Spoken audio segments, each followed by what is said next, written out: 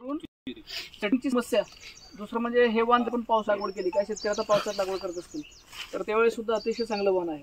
म्हणजे याच्या पुढे जर लागवड करायची असेल तुम्हाला, काही लोक जून जुलैमध्ये लागवड करतात, तर मार्चला लागवड करायला काहीच हरकत नाही. आणि सरांनी जसं बोललं तर काही फळं जर आपण बघितली तर भगवान भाऊ आपल्याबरोबर आहेत. मागच्या वर्षी पण त्यांनी काही ठिकाणी भेटलं होतं आपल्या बाहेरून. तर लॉंग ट्रान्सपोर्टला पण चांगला आहे, क्रिस्पनेस म्हणजे रवाळपण आपण जो म्हणतो तो रवाळपण पण चांगला आहे, साईज एकदम बेस्ट आहे याची.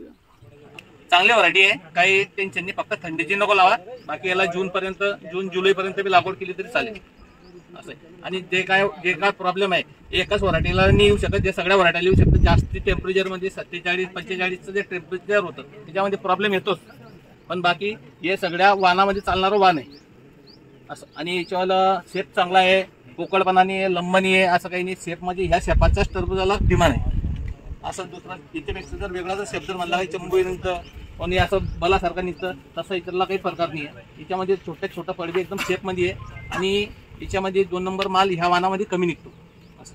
मी आता हे 2 वेळेस, आता हे दुसरा पला तिकडे पाहिला आणि मागच्या वर्षी 2 गाड्या भरल्या. ठीक आहे सर, धन्यवाद भाऊ. म्हणजे आज पाहायला गेलं, आम्ही काल पण कट केलं होतं, एकदम खूप चांगला असा वाण आहे.